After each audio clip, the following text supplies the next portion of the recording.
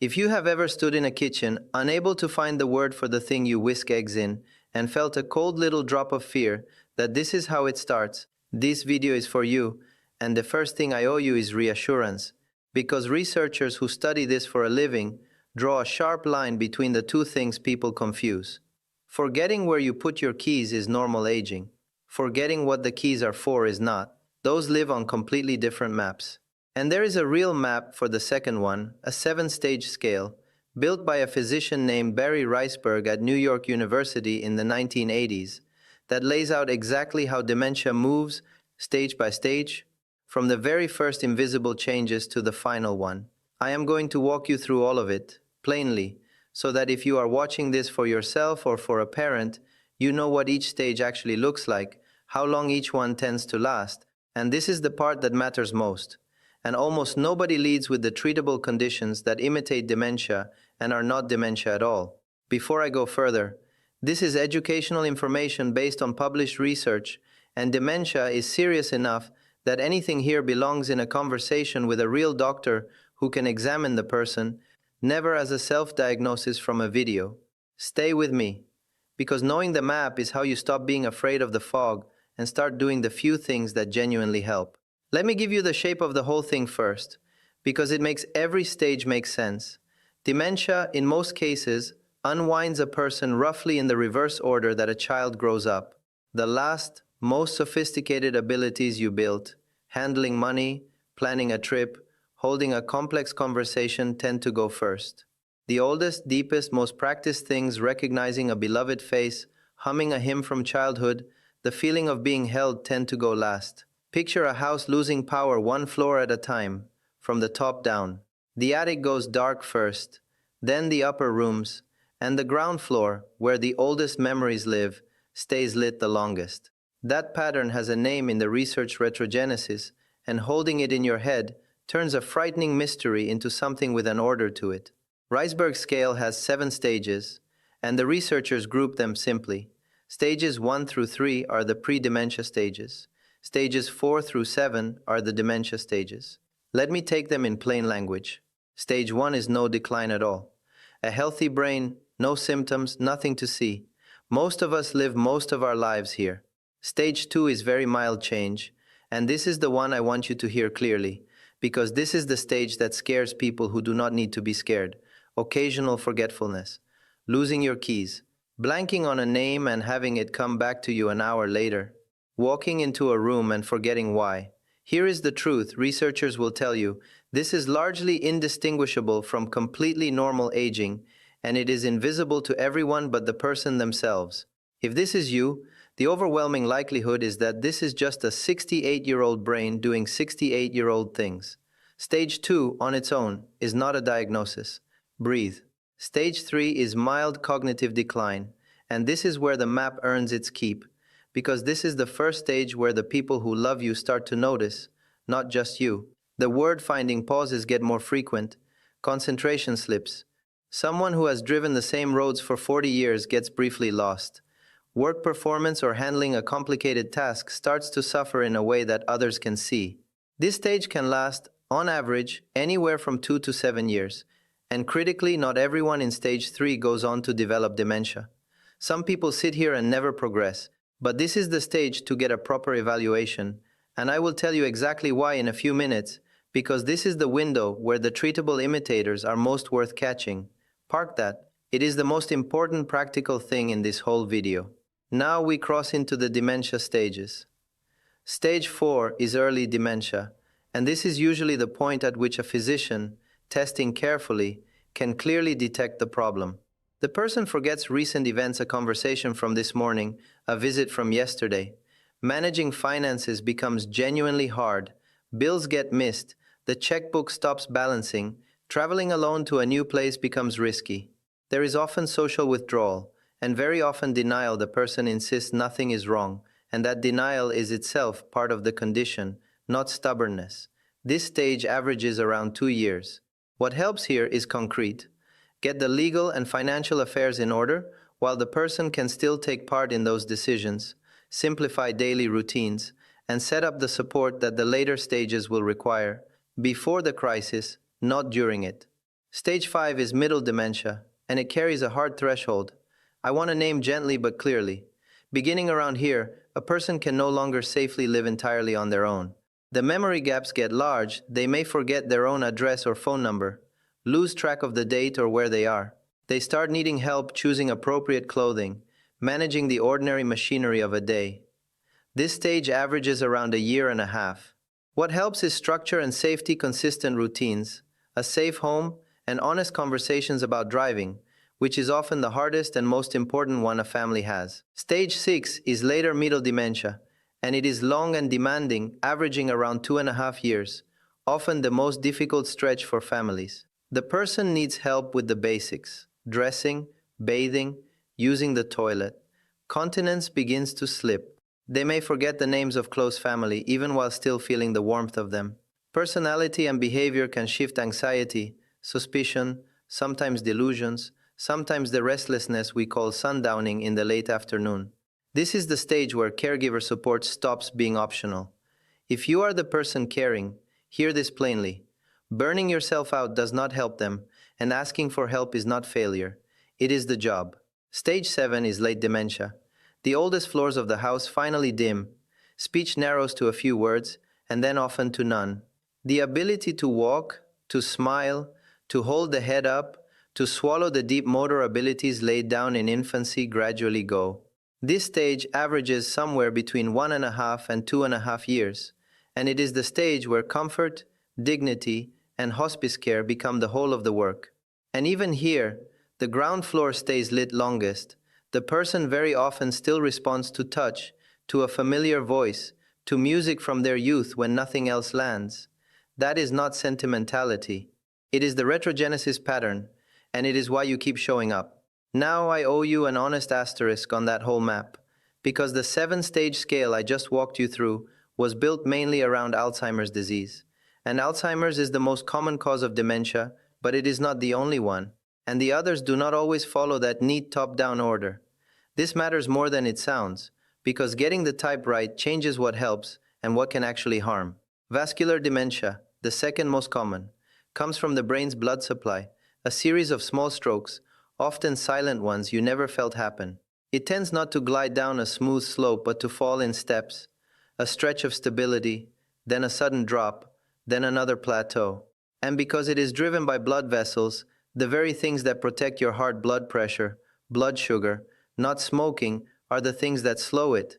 Then there is Lewy body dementia, and I want you to know this one, because it is so often missed. Its early signature is not memory at all, it is vivid visual hallucinations, seeing people or animals that are not there, along with a stiffness or tremor like Parkinson's, and alertness that swings wildly from 1 hour to the next. Here is the critical, practical reason to get it named. People with Lewy body dementia can have a severe, even dangerous reaction to certain common sedating medications, which is exactly why a proper diagnosis is not bureaucratic box ticking, it can be a matter of safety. And the fourth one, frontotemporal dementia, tends to strike younger, sometimes in the 50s or early 60s, and it announces itself not through forgetfulness, but through personality and behavior. A warm, careful person turning blunt, impulsive, or strangely indifferent, or through a slow loss of language. Families often mistake it for depression or a midlife crisis for a year or more before anyone thinks to look at the brain. So hold the 7-stage map as exactly what it is, an excellent guide to the most common path and a rough one for the others.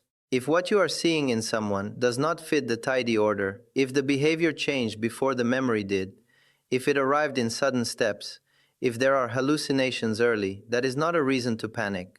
It is a reason to make sure the evaluation figures out which kind this actually is. Now I told you to park stage 3, and here is the payoff, and it is the most useful thing I will say today. Not everything that looks like dementia is dementia. There is a whole category of conditions that imitate it almost perfectly and are treatable, sometimes fully reversible. And you have to rule these out first, because missing one of them means letting a fixable problem be written off as an incurable one. Let me name the big ones. Vitamin B12 deficiency, common in older adults and in anyone on long-term acid-reducing medication, or the diabetes drug metformin, can produce memory loss, confusion, and personality change that looks exactly like dementia, and it corrects with replacement. An underactive thyroid can slow the whole brain down in a way that mimics it, and a simple blood test finds it. Depression in older people can present not as sadness, but as a fog of forgetfulness and blankness. So convincing that doctors have a name for it, pseudodementia, and it lives with treatment. The side effects of medications, especially sedatives and the older allergy and bladder drugs, stack up in an aging body and cloud thinking. And there is a specific, under-recognized one called normal pressure hydrocephalus, a buildup of fluid around the brain whose signature triad is trouble walking, loss of bladder control, and cognitive slowing that can sometimes be dramatically improved by a neurosurgeon. Depression, alcohol, that fluid condition, and B12 deficiency together account for more than half of the reversible cases. So the single most important action in this entire video is this. A real, sudden, or unusually fast change in thinking is not a reason to despair. It is a reason to get a proper medical workup, fast, because it may be one of the treatable ones. Do not let anyone, including the person themselves, wave it away as just getting old.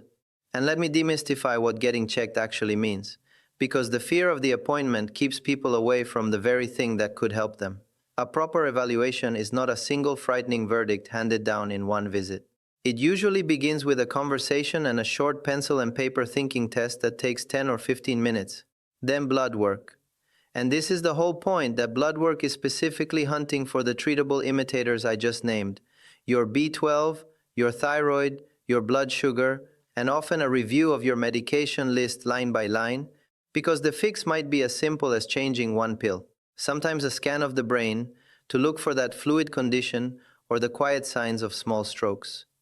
The first purpose of the workup is not to pin a label on you, it is to find the fixable thing first.